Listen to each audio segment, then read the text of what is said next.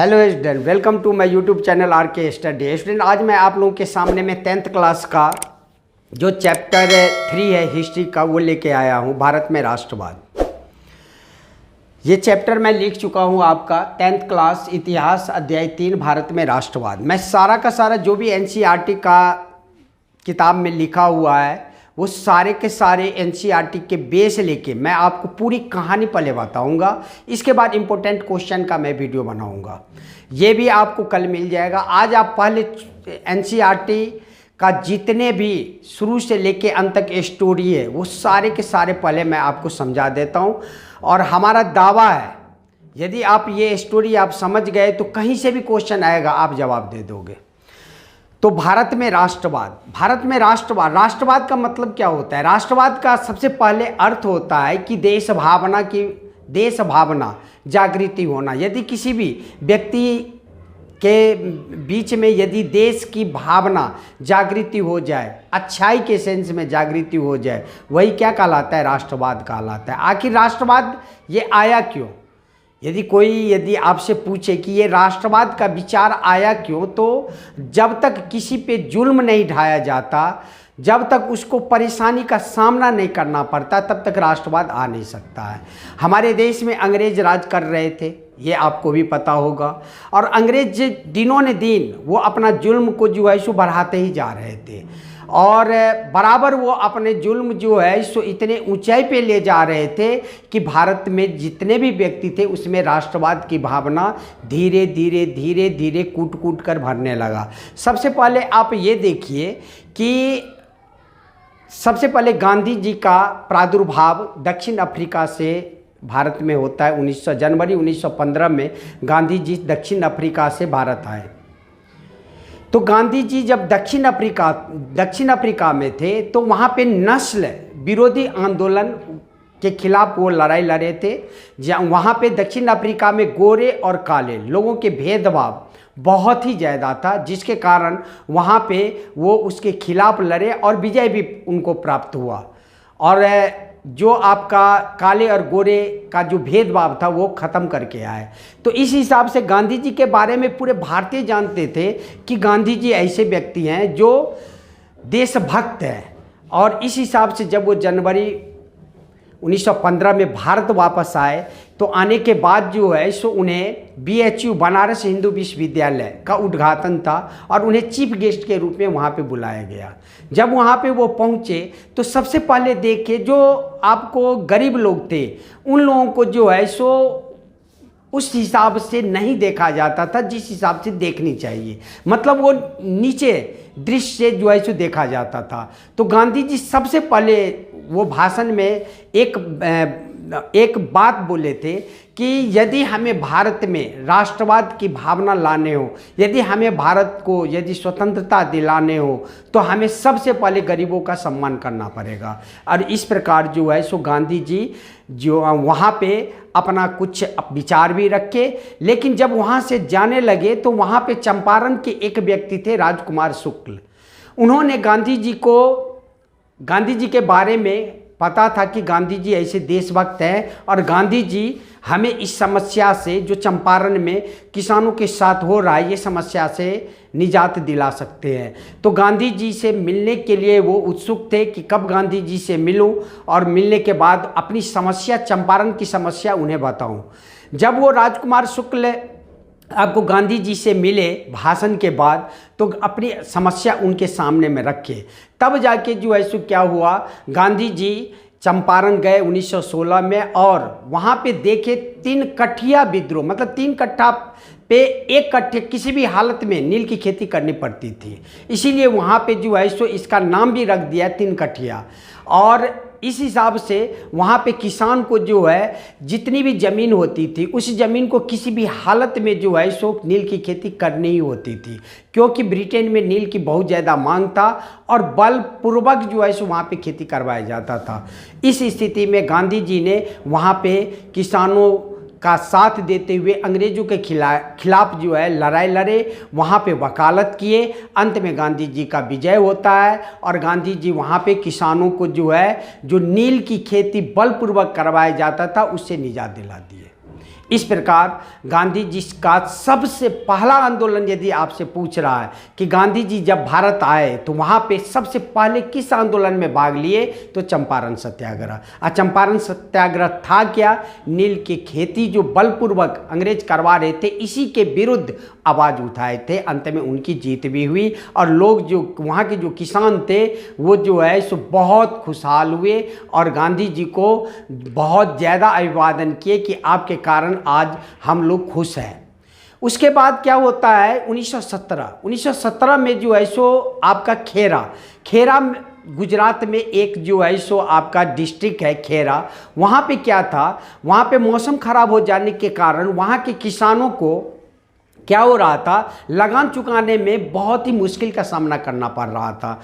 वहाँ पे लोगों को मौसम खराब होने के कारण वहाँ पे अपने पेट जो है सो पालना मुश्किल हो रहा था। ऊपर से अंग्रेज़ों के द्वारा दबाव डाला जा रहा था कि आपको लगान किसी भी हालत में चुकाने पड़ेंगे। इस स्थिति में क्या हुआ, गांधी जी वहाँ पे पहुँचे और किसानों को साथ दिए और किसानों को साथ देने के बाद अंग्रेज़ों के खिलाफ आवाज़ उठाए और वहाँ पे भी उनकी क्या होती है, जीत होती है और वहाँ पे लगान माफ़ कर दिया जाता है। पुनः गांधी जी 1918 में अहमदाबाद में एक सूती मिल फैक्ट्री था जहाँ पे किसान आंदोलन कर रहे थे। वो आंदोलन इसलिए कर रहे थे क्योंकि 1917 में प्लेग फैल गया था और प्लेग के कारण हजारों आदमी वहाँ मारे गए और सारे के सारे जो है सो वहाँ से भागने को तैयार थे और गुजरात छोड़कर अहमदाबाद छोड़कर भाग रहे थे अपने अपने घर, अर्थात कहीं बिहार, कोई यूपी, कोई राजस्थान, जहाँ जहाँ के रहने वाले थे वो सारे वहाँ छोड़कर जा रहे थे।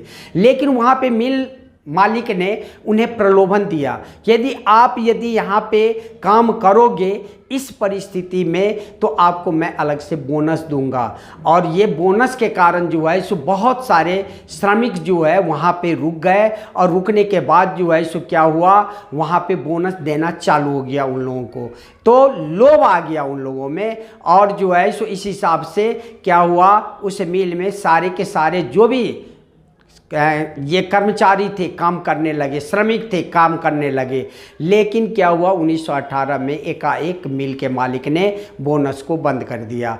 इसी के कारण सारे के सारे लोग जो है आवाज़ उठाने लगे कि हमें बोनस किसी भी हालत में चाहिए और बोनस के कारण वो आंदोलन पे बैठ गए, भूख हड़ताल पे बैठ गए कंपनी के जस्ट सामने में। इस प्रकार महात्मा गांधी फिर वहाँ पहुँचे और सारे के सारे जितने भी वहाँ पे श्रमिक थे, मिल मजदूर थे, उन लोगों की बात सुने और उनके खिलाफ, अंग्रेज़ों के खिलाफ आवाज़ उठाए और उन लोगों को फिर से बोनस भी दिलाया गया। इस प्रकार जो है सो गांधी जी सबसे पहले चंपारण सत्याग्रह में भाग लिए, उसके बाद 16 में, उसके बाद 17 में खेरा में भाग लिए, उसके बाद 18 में अहमदाबाद मिल मजदूर आंदोलन में भाग लिए। तो 1918 तक तो आप पहुंच गए। अब आपको मैं बताना चाहता हूं कि भारत में राष्ट्रवाद की जो अभ्युदय हुआ था तो उसके पीछे जो है सो क्या सब कारण था। हिंदू और मुस्लिम कैसे एक साथ आए उसके बारे में मैं आपको बता रहा हूं। सबसे पहले आप आ जाइए 1919 में क्या हुआ कि 1919 से पहले आपको एक कहानी मैं बताता हूं कि जब प्रथम विश्व युद्ध चल रहा था तो प्रथम विश्व युद्ध कब से कब तक चला था, 1914 से 1918। और ये जो चल रहा था ये मित्र राष्ट्र और धुरी राष्ट्र के बीच में चल रहा था। मित्र राष्ट्र में कौन कौन आते थे, ब्रिटेन था, फ्रांस था और रूस था। और धुरी राष्ट्र में कौन थे, जर्मनी था, तुर्की था, ऑस्ट्रिया था। एकदम आप नाम याद कर लो, एक नंबर की क्वेश्चन पूछ देता है कि धुरी राष्ट्र में इनमें से कौन सा देश नहीं है, मित्र राष्ट्र में इसमें से कौन सा देश नहीं है। तो मित्र राष्ट्र में कौन कौन थे, ब्रिटेन का नाम पहला बोलना आप, फ्रांस दूसरा हो गया और रूस तीसरा हो गया। और इधर धुरी राष्ट्र में कौन कौन थे, सबसे पहले आप धुरी राष्ट्र में जर्मनी बोलना, उसके बाद तुर्की बोलना, उसके बाद ऑस्ट्रिया बोलना। तो क्या हुआ, जब प्रथम विश्व युद्ध चल रहा था तो प्रथम विश्व युद्ध में क्या हुआ, सबसे पहले वहाँ पे 1914 से 1918 तक युद्ध चला था तो रक्षा पे व्यय बहुत ज़्यादा बढ़ रहा था।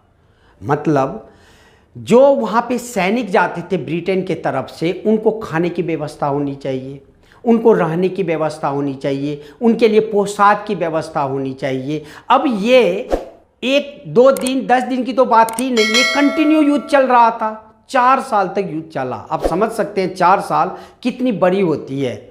और इस हिसाब से जहाँ जहाँ ब्रिटेन का उपनिवेश था, उपनिवेश का मतलब होता है गुलाम देश, जहाँ जहाँ गुलाम वो देश को बनाया हुआ था, वहाँ से पैसा वसूलने की कोशिश किया कि हम अपनी स्थिति को, अपनी आर्थिक स्थिति को सुधार कैसे करें। जो गुलाम देश है उस पर अत्याचार करें। अत्याचार का मतलब क्या हुआ, उस पर लगान, टैक्स, कस्टम ड्यूटी, उसके बाद जो है सो आपको विभिन्न तरह का लगान लगा दिया, जिसके कारण जो है सो क्या हुआ, भारत की आर्थिक स्थिति पहले से बहुत ज़्यादा खराब हो गई।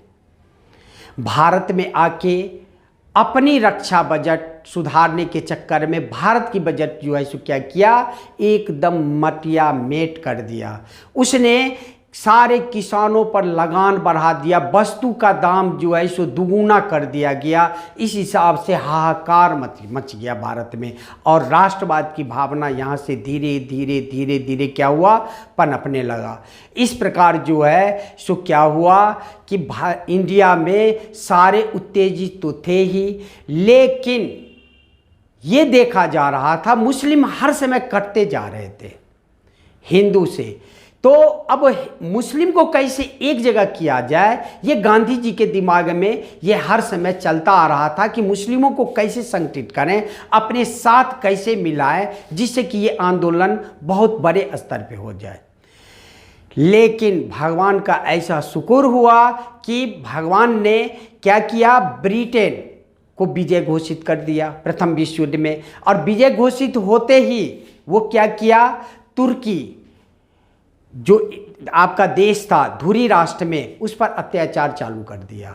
तुर्की को ऑटोमन साम्राज्य का वहाँ पे शासन था, और उस ऑटोमन साम्राज्य को सबसे पहले वो ख़त्म किया। और ऑटोमन साम्राज्य को ख़त्म करने के बाद उसके सारे के सारे जो हिस्से थे, कुछ फ्रांस ले लिया, कुछ ब्रिटेन ले लिया, और कुछ जो है सो क्या रशिया ले लिया। इस हिसाब से आप देख सकते हैं कि ऑटोमन साम्राज्य का क्या हुआ, पूरी तरह मटियामेट हो गया। और वहाँ पे जो है सो शासक कौन थे, वहाँ पे थे मुस्लिमों के धर्मगुरु जो खलीफा थे, और उनका नाम था कमाल पाशा। और इस हिसाब से जो है सो क्या हुआ, कमाल पाशा जो पूरे विश्व के धर्मगुरु के नाम से जाने जाते थे, उनको बेइज्जत कर दिया गया। और बेइज्जत करने के बाद जो है सो क्या हुआ, पूरे विश्व में हाहाकार मच गया। मुस्लिमों ने उनके खिलाफ जो है सो आवाज़ उठा दिया। और इस हिसाब से जो है इंडिया में भी जो है सो मुस्लिमों ने तुर्की के जो खलीफा थे, जो पूरे विश्व के धर्मगुरु माने जाते थे, उनको अपमान के कारण इंडिया में भी क्या हुआ, सारे के सारे अंग्रेजों के विरुद्ध हो गए। इस प्रकार आप कह सकते हैं कि अंग्रेजों ने कैसे अत्याचार किया। सबसे पहले तुर्की पर अत्याचार करने के कारण सारे के सारे जो मुस्लिम थे, जो इंडिया में थे, भारतवर्ष में थे, वो जो है सो क्या हो गया, हिंदू के साथ मिल गया और खिलाफत आंदोलन शुरू कर दिया। अब आपको मैं यहाँ तक पहुँचा दिया हूँ कि खिलाफत आंदोलन, तो आप खिलाफत आंदोलन में सारे के सारे मुस्लिम आ चुके हैं। चलिए मैं आपको इससे पहले जो अत्याचार किया गया अंग्रेज़ों का, वो मैं अब बताता हूँ। आप ये पॉइंट याद रखना कि कैसे मुस्लिम हिंदुओं के साथ आकर मिले। तुर्की में क्या हुआ, उनके जो धर्मगुरु थे, जो पूरे मुस्लिमों के धर्मगुरु माने जाते हैं पूरे विश्व में, कमाल पाशा, उनको अपमान किया गया। तुर्की के ऑटोमन साम्राज्य को एकदम तहस नहस कर दिया गया। उसके साम्राज्य को सारे के सारे क्या हुए, आपस में बांट लिए। इस हिसाब से अब हिंदू के तरफ 1920 में आके मिलेंगे। लेकिन आपको मैं इससे पहले एक स्टोरी बताता हूँ जो अंग्रेज़ों का बहुत ही क्रूरतापूर्ण जो आपका कानून लेके आया था, जिसे काला कानून कहा गया, वो मैं आपको बताता हूँ। क्या हुआ 1919 में, आपको सर जॉन रॉलेट एक कानून लेकर आया। वो कानून का नाम था रॉलेट एक्ट। उसी के नाम पे वो लागू किया, इसीलिए उसके नाम पे इस कानून का नाम रखा गया रॉलेट एक्ट। इस हिसाब से रॉलेट एक्ट एक ऐसा काला कानून था जिसके बुनियाद पे सभी को शक के बुनियाद पे 2 साल के लिए क्या होता था, जेल में बंद कर दिया जाता था और उसके लिए ना कोई सुनवाई होती थी, ना कोई दलील होती थी, ना कोई वकील होती थी। ऐसा कानून कभी भी किसी विश्व में कोई भी देश लाया नहीं था। यदि किसी को गिरफ्तार किया जाता है तो वारंट दिखाया जाता है, लेकिन अंग्रेज़ों ने ऐसा कानून लाया कि शक के बुनियाद पे जब भी किसी को शक होता, हाँ ये आतंकवादी है, पकड़ो 2 साल के लिए जेल में बंद कर दो। इस हिसाब से बहुत सारे पंजाब के जो बड़े बड़े नेता थे सबको जेल में बंद कर दिया गया। और जेल में बंद करने के बाद वहाँ के सारे लोग अब सोचने लगे कि इन नेताओं को कैसे छुड़ाएं। क्यों? क्योंकि यहाँ पे 2 साल के लिए जेल में बंद कर दिया गया और जेल में बंद होने के बाद न वकील न दलील कुछ भी नहीं है। और इसलिए वहाँ पे जो है सो क्या हुआ, सारे के सारे यही सोच रहे थे। लेकिन 13 अप्रैल का दिन था, वहाँ पे जो है सो जलियांवाला बाग में जो है सो मेला लगता था। अमावस्या के रोज मेला लगता था, जिसके कारण सारे के सारे को थोड़ा बहुत बल मिला कि इनमें सारे के सारे नेता को बुलाया जाए और विचार विमर्श किया जाए कि कैसे इन नेताओं को छुड़ाया जाए। और इस हिसाब से सारे के सारे 13 अप्रैल 1919 में जलियांवाला बाग पहुंच गए। उसकी एक खासियत ये थी कि उस जो गेट था जलियांवाला बाग का, जिस गेट से इन किया जाएगा उसी एक ही गेट था, उसी गेट से आप बाहर भी आ सकते हो। उसके अलावा कहीं भी गेट नहीं था और बहुत बड़े बड़े दीवारें थी जिसे कोई छलांग लगा के पार नहीं कर सकता है। और बीच में एक बहुत बड़ा कुआं था।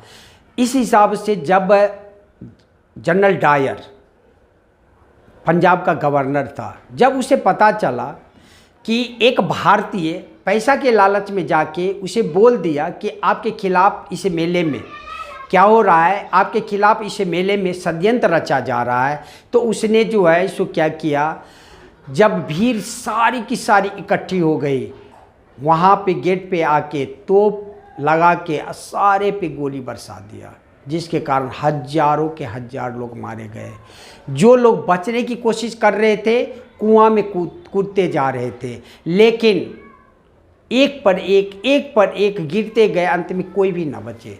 इस हिसाब से इस घटना को देखकर गांधी जी का हृदय विगल हो गया और इस हिसाब से गांधी जी एकदम से टूट गए कि अब अंग्रेज़ों के खिलाफ क्या करूं, इतने लोग मारे गए। गांधी जी को दिल्ली में प्रवेश करने पर रोक लगा दिया गया और सोच रहे थे कि बड़े से बड़े आंदोलन करूं, लेकिन मुस्लिम वर्ग उनको सहयोग देने के लिए तैयार नहीं हो रहा था। लेकिन 1920 का समय आ गया। मैं आपको तुर्की से ये जो कमाल पाशा था, जो सारे के सारे धर्मगुरु थे, पूरे मुस्लिमों का, पूरे विश्व के मुस्लिमों का धर्मगुरु थे, उनको अनादर किया अंग्रेज़ों ने। वहाँ पे कहाँ पे, तुर्की में ऑटोमन साम्राज्य को विभाजन कर दिया, जिसके कारण भारत में जो मुस्लिम था, 2 भाई का नाम आप याद रखिएगा, अली बंधु, एक शौकत अली, एक मोहम्मद अली। ये दोनों ही मिलकर खिलाफत संगठन का गठन किया और खिलाफत आंदोलन प्रारंभ करने की जो है सो ऐलान कर दिया। बम्बई में कांग्रेस की मीटिंग बैठती है, जिसके वहाँ पे अध्यक्ष अबुल कलाम आज़ाद होते हैं और अंत में जो है सो क्या हुआ, वहाँ पे जो है सो पास कर दिया गया कि खिलाफत आंदोलन शुरू होना चाहिए किसी भी हालत में, क्योंकि मुस्लिमों के धर्मगुरु को वहाँ पे अपमान किया गया। महात्मा गांधी को यही चाहिए था। महात्मा गांधी ने तुरंत सारे के सारे मुस्लिमों को सपोर्ट कर दिए कि हम तुम्हारे आंदोलन में साथ हैं, हम भी असहयोग आंदोलन शुरू कर रहे हैं, आप लोग दोनों मिलकर एक साथ आंदोलन करेंगे। सारे मुस्लिम वर्ग मान गए। इस हिसाब से आप कह सकते हैं कि मुस्लिम वर्ग जो है सो खिलाफत आंदोलन और असहयोग आंदोलन दोनों 1920 में एक साथ स्टार्ट हुआ। कंपटीशन में बहुत बार पूछता है कि युवा आंदोलन के नाम से कौन कौन आंदोलन जाना जाता है, तो आपको बोलना पड़ेगा वहाँ पे खिलाफत आंदोलन और असहयोग आंदोलन। तो आंदोलन हिंसात्मक होनी चाहिए थी।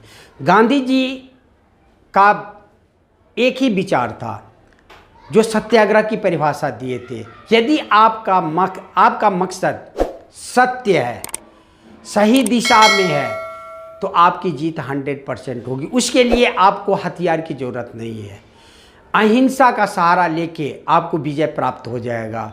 और गांधी जी यही मूल मंत्र सारे के सारे आंदोलनकारी को दिए कि आपको हिंसा नहीं करने है, आंदोलन में अहिंसा अपनाने हैं। लेकिन ये आंदोलन बहुत ज़ोर शोर से चल रहा था। 1920 में जो आंदोलन आपको असहयोग आंदोलन था, ये लगभग पूरे भारतवर्ष के स्तर पे चल रहा था, खास करके उत्तरी भारत में बहुत ज़ोरों से चल रहा था। सारे के सारे स्कूल, कॉलेज, कपड़े सारे जला दिए गए। जो देसी कपड़े थे उसको अपनाया गया। गांधी जी कह दिए कि जो भी इस आंदोलन में भाग लेगा वो खादी वस्त्र पहने, विदेशी कपड़ों को जो है सो जलाओ। इस हिसाब से पूरे देश में खादी कपड़े का जो है सो शुरुआत वहाँ से हुई। खादी कपड़े सारे के सारे लोग पहनकर और जो है क्या हुआ, वो आंदोलन में भाग लिए और विदेशी कपड़े को जला दिया गया। इस हिसाब से आप देख सकते हैं कि असहयोग आंदोलन जिस हिसाब से चलता आ रहा था, लग रहा था भारत उसी समय में आज़ाद हो जाएगा। लेकिन 1922 में एक ऐसी घटना घटी जो पूरे देश को झकझोर दिया और महात्मा गांधी को असहयोग आंदोलन वापस लेना पड़ा।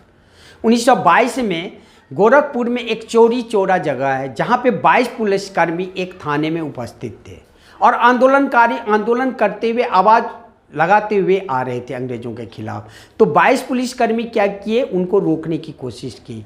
तो वो जो भीड़ था, वो सारे के सारे भीड़ 22 पुलिसकर्मी को थाने में बांध दिया और उस पर पेट्रोल छिड़क के जिंदा जला दिया। ये घटना आग की तरह फैल गई कि 22 पुलिसकर्मी को जिंदा जला दिया चौरी चौरा जगह पे। और गांधी जी को पता लगते ही गांधी जी असहयोग आंदोलन वापस ले लिए। आपको क्वेश्चन पूछता है असहयोग आंदोलन वापस क्यों लिया गया? क्योंकि 1922 में गोरखपुर जो आपका जो है डिस्ट्रिक्ट है, वहाँ पे एक गांव है चौरी चौरा, वहाँ पे 22 पुलिसकर्मी को जिंदा जला दिया, जिसके कारण गांधी जी असहयोग आंदोलन वापस ले लिए। क्योंकि गांधी जी जो आंदोलन की शुरुआत किए थे वो शुरू में ही बोले थे हिंसात्मक नहीं होनी चाहिए, अहिंसात्मक होनी चाहिए। हिंसा होते ही वो आंदोलन को वापस ले लिए। बहुत सारे नेता गण उनको मना किए कि अभी जो है सो भीड़ इतनी गर्म है, लोहा इतनी गर्म है कि हमें आज़ादी मिल जाएगी, आप वापस नहीं लीजिए। लेकिन गांधी जी किसी की बात नहीं सुनी। इनके बारे में और सारे जो इतिहासकार हैं उनका मानना था कि गांधी जी सोचते थे कि हमारे पास कोई अत्याधुनिक हथियार नहीं था, टेक्नोलॉजी नहीं था। यदि अंग्रेज यदि चाहता तो यदि हम आंदोलन वापस नहीं लेते तो वो एक पर एक सैनिक, हजारों लाखों सैनिक भेजकर सब भारतीयों को मार देते, जिसके कारण जो है सो आपको गांधी जी ये भविष्य की बात सोचकर ये आंदोलन वापस ले लिए। लेकिन बहुत सारे जो लाल बाल पाल थे ये सारे के सारे कह रहे थे कि आप किसी भी कीमत पर आप इस आंदोलन को वापस नहीं लीजिए। लाला लाजपत राय, बाल गंगाधर तिलक, पाल विपिन चंद्र पाल, ये मुख्य जो है सो गर्म दल के नेता थे। इस हिसाब से 1922 में आपको क्या हुआ, जवाहरलाल नेहरू असहयोग आंदोलन वापस ले लिए। 1922 के बाद आप आइए 1927 में। 1927 में क्या होता है, साइमन कमीशन की गठन होती है लंदन में, और वहाँ पे गठन के बाद जो है उसके अध्यक्ष होते हैं सर जॉन साइमन, और उनको भारत भेजा जाता है बस इसलिए कि वहाँ पे संविधान की परीक्षण करें, वहाँ पे नियम कानून किस हिसाब से चल रहा है नहीं चल रहा है, उसके परख करने के लिए उस कमिटी को भेजा जा रहा था। भारतीयों का कहना था, उसमें 7 मेंबर थे, सारे के सारे अंग्रेज थे। इसके अध्यक्ष थे सर जॉन साइमन, इसीलिए इस कमीशन का नाम ही रखा गया था साइमन कमीशन।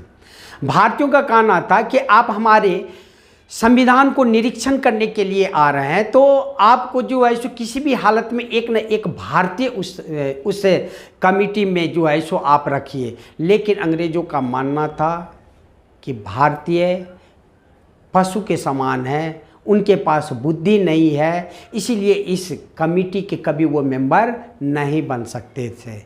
ऐसी बात सुनते ही आग जैसी ये बातें फैल गई और पूरे भारतवर्ष में साइमन के खिलाफ नारा बजने लगे और 27 में गठन हुआ। 28 में जब भारत वो पहुंचा, जहां भी पहुंचा वहां साइमन गो बैक, साइमन वापस जाओ के नारा गूंजने लगी। इस हिसाब से जो है सो सारे जगह साइमन के खिलाफ आवाज़ें उठने लगी। लेकिन पंजाब में जब वो वहाँ पे पहुँचा, वहाँ पे जो है सो आपको सारे के सारे भीड़ जो है साइमन गो बैक, साइमन वापस जाओ का नारा गूंज रहा था। पत्थरबाजी चल रही थी साइमन के तरफ से। जब हवाई अड्डा से आगे जो है हवाई अड्डा से जब वो बाहर निकला तो उसने लाठी चार्ज जो है सो चालू करवा दिया। सारे के सारे पुलिसकर्मी को बोला लाठी चार्ज करो। और इस चक्कर में जो है सो क्या हुआ, आप इसका लाला लाजपत राय को सर पे एक लाठी लगने से उनका स्पॉट डेथ वहाँ पे हो जाता है। यानी वहीं पे उनको जो है सो क्या होता है, उनका जो है सो देहांत हो जाता है। और उसके बाद जो है सो पूरे भारतवर्ष में शोक की लहर फैल जाती है। अब गांधी जी पूरे अब सोच रहे थे कि अब क्या करूं। लेकिन उसी समय में क्या हुआ कि 1929 में कांग्रेस का अधिवेशन होना था लाहौर में, जिसके अध्यक्ष थे पंडित जवाहरलाल नेहरू।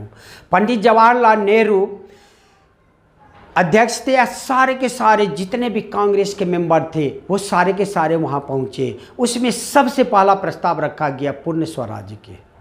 हमें किसी भी हालत में पूर्ण स्वराज्य चाहिए, ये भी क्वेश्चन पूछता है। पूर्ण स्वराज्य की मांग कब रखी गई, तो 1929 में।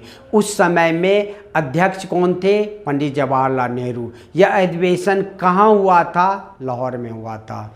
और इस अधिवेशन में बहुत सारे फैसला लिया गया। सबसे पहला फैसला पूर्ण स्वराज्य की रखा गया। दूसरा फैसला 26 जनवरी 31 दिसंबर का ये कांग्रेस का मीटिंग चल रहा था। आने वाले 26 जनवरी 1930 को हम भारतवर्ष स्वतंत्रता दिवस के रूप में मनाएंगे। वो कहाँ मनाएंगे, रावी नदी के तट पर। लाहौर किस नदी के तट पे है, रावी नदी के तट पर। रावी नदी के तट पर हम स्वतंत्रता दिवस मनाएंगे।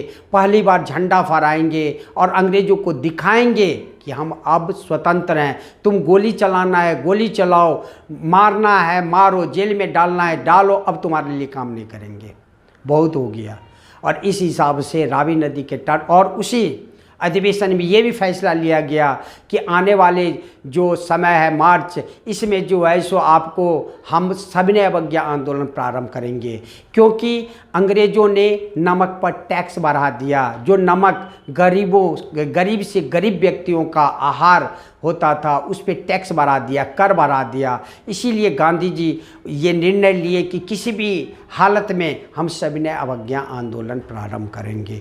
और आने वाले 26 जनवरी 1930 को सारे के सारे देश के जितने भी नेता थे रावी नदी के तट पे पहुँचे और पहली बार झंडा फहराए।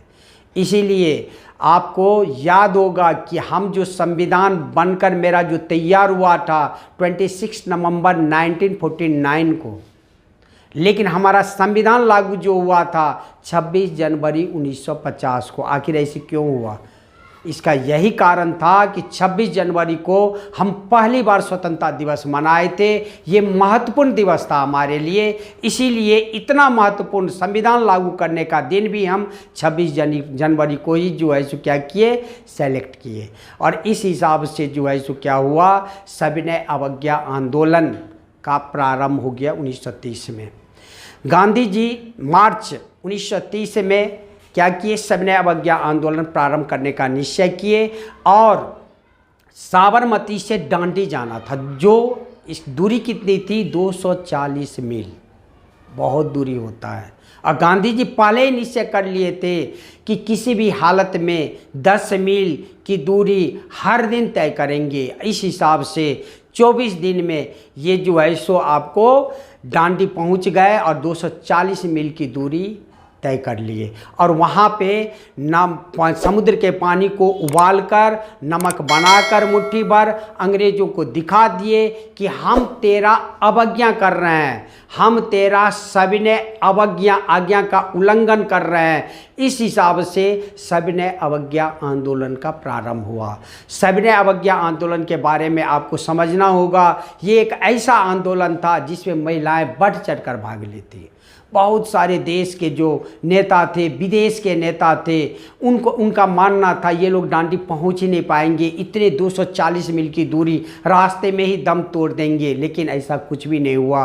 78 सहयोगियों के साथ वो स्टार्ट किए अपनी पद यात्रा, लेकिन रास्ते में इतनी बड़ी जनसंख्या उनके साथ हो गई कि आप जो है सोच सकते हो कि वहाँ कितने पुलिसकर्मी की भीड़ थी। सबको जो है सो तितर बितर करते हुए वहाँ पे समुद्र के पानी उबाल कर और वहाँ पे जो है सो नमक कानून का उल्लंघन किए ये लोग। इस प्रकार 1930 तक आप पहुँच गए। फिर गांधी जी को गिरफ्तार करके जेल में बंद कर दिया जाता है।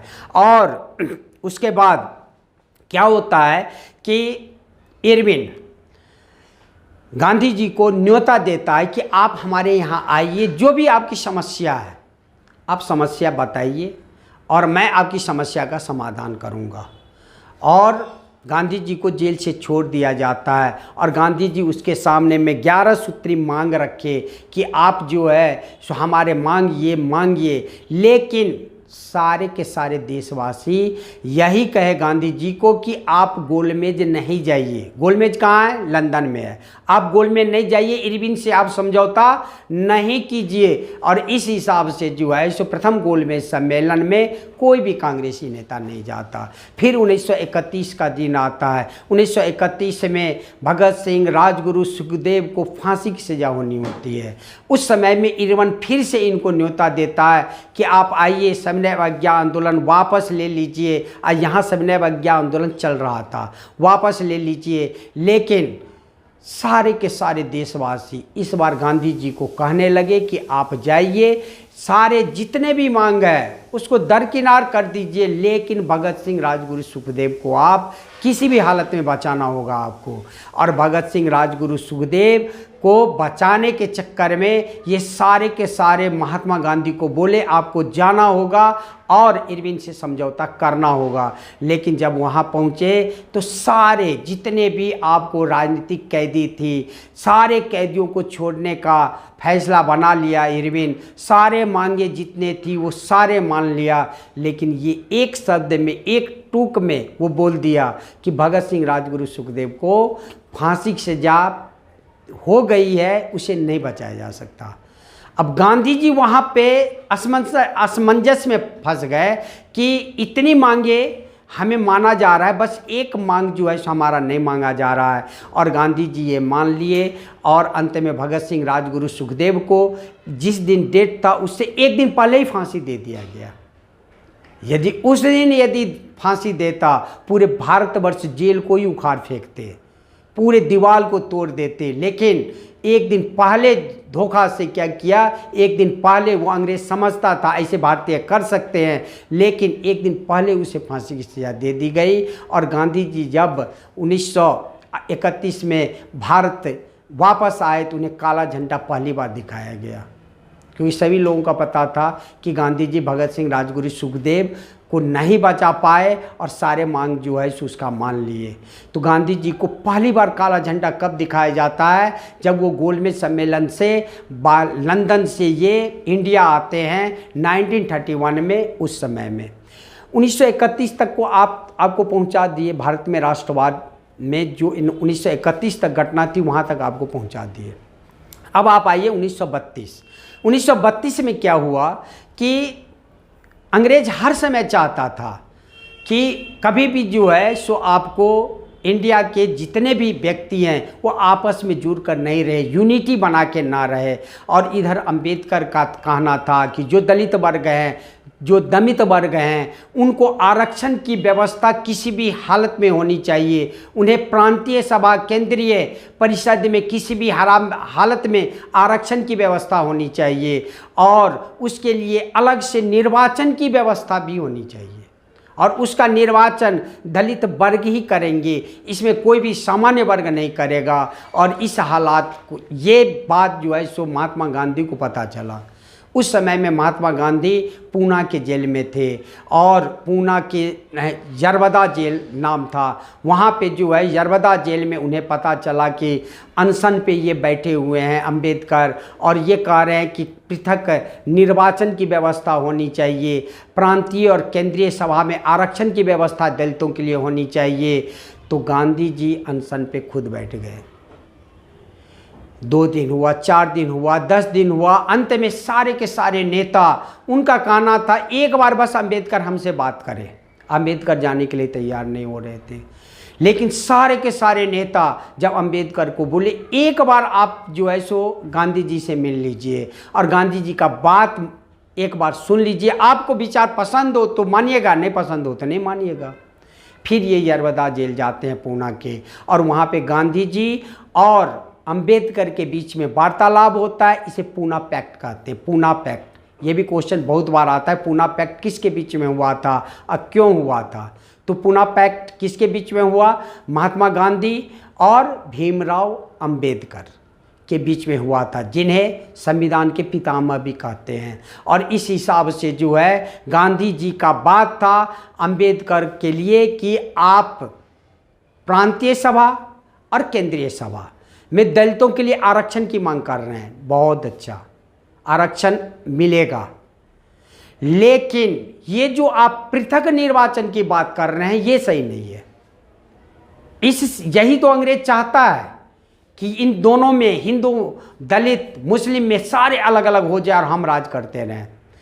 आप पृथक निर्वाचन की व्यवस्था को छोड़ दीजिए, आप बस आरक्षण की व्यवस्था, आपकी ये मांग जो है कि जो दलित वर्ग हैं उनकी पहुंच सभी जगह हो, प्रांतीय सभा में भी हो, केंद्रीय सभा में भी हो, तो ये आरक्षण की व्यवस्था मान ली गई आपकी। लेकिन चुनाव जन सामान्य क्षेत्र में ही होनी चाहिए, उसके लिए पृथक नहीं होनी चाहिए। सारे के सारे लोग वोट दे, जिससे कि अंग्रेज कभी भी भांप न पाए कि यहाँ पे दलित वर्ग और हिंदू, मुस्लिम सारे अलग अलग हो गए, हमारा जो है सो राज हो जाए। अंबेडकर को बहुत अच्छा लगा ये बात और अंबेडकर ये बात मान लिए। इस प्रकार जो है सो पूना पैक्ट हुआ ख़त्म। अब 1932 तक आप पहुँच गए। अब आप आइए कि क्या हुआ 1942 में भारत छोड़ो आंदोलन का प्रारंभ कैसे होता है। क्या हुआ, द्वितीय विश्व युद्ध चल रहा था। द्वितीय विश्व 1939 से 1945 तक चला था और कहा जाता है कि अरुणाचल प्रदेश की सीमा तक आपका जापान आ चुका था और जापान ये सोच कर आया था जहाँ जहाँ ब्रिटेन के उपनिवेश हैं सबसे पहले उसे मिट्टी में मिलाऊंगा और उस पर अधिकार करूंगा और फिर से सारे के संसाधन, सारे धन संपत्ति लेके और फिर दूसरे देश पे चढ़ाई करूंगा।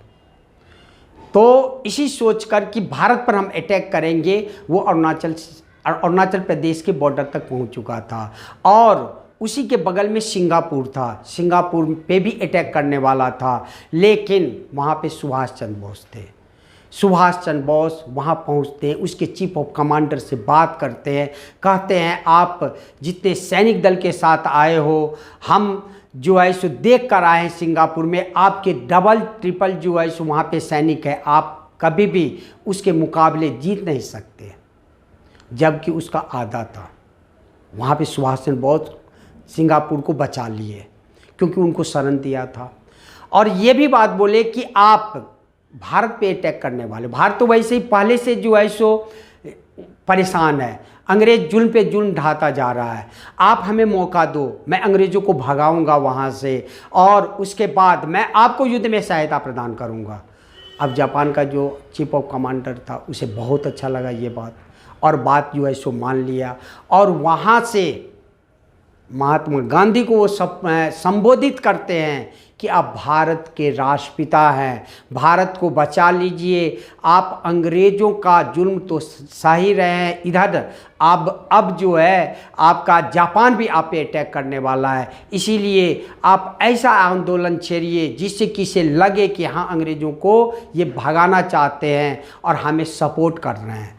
तब जाके 1942 में महात्मा गांधी ने भारत छोड़ो आंदोलन प्रारंभ किया, जो आपके एनसीईआरटी में नहीं लिखा हुआ। इतना स्टोरी मैं आपको बता दिया, स्टोरी जो आगे के क्लास में लिखा हुआ है। इस प्रकार भारत छोड़ो आंदोलन पूरे देश के स्तर पे प्रारंभ किया गया और कहा जाता है कि जो आपको भारत छोड़ो आंदोलन जो प्रारंभ किया गया, ये पूरे देश के स्तर पे ऐसा आंदोलन था जिसमें महिलाएं, पुरुष पूरे बढ़ चढ़ के भाग लिया और अंग्रेज़ों की नींव हिला दी, जिसके कारण हमारा देश 15 अगस्त 1947 को स्वतंत्र हो गया। हमें उम्मीद है कि आप लोगों को जितने भी मैं स्टोरी आपको सुनाया हूँ सारे के सारे एनसीईआरटी में आपको मिल जाएंगे, और ये भी उम्मीद है कि आप लोग बहुत ध्यान से ये आप सुने होंगे। यदि आप ध्यान से सुने होंगे या अभी नहीं सुने हैं तो आप 3-4 बार इस स्टोरी को सुनिए, और मेरा गारंटी है कि इसके बाद कहीं से क्वेश्चन आएगा आपके बोर्ड में तो 10 नंबर की ये चैप्टर है, एक चैप्टर आ रहा है बस भारत में राष्ट्रवाद हिस्ट्री में, 10 में 10 नंबर ना मिले तो आप हमें बोलिएगा। लेकिन इसके बाद भी मैं आपको इम्पोर्टेंट क्वेश्चन ला रहा हूँ इस चैप्टर का, इसके जस्ट बाद मैं इम्पोर्टेंट क्वेश्चन ला रहा हूँ। आपको घबराने की ज़रूरत नहीं है, आपको किसी भी हालत में मैं अच्छा से अच्छा नंबर दिला के रहूँगा, लेकिन आपको बस एक काम करने हैं, इस वीडियो को 2 से 3 बार 4 बार आप ज़रूर सुनना।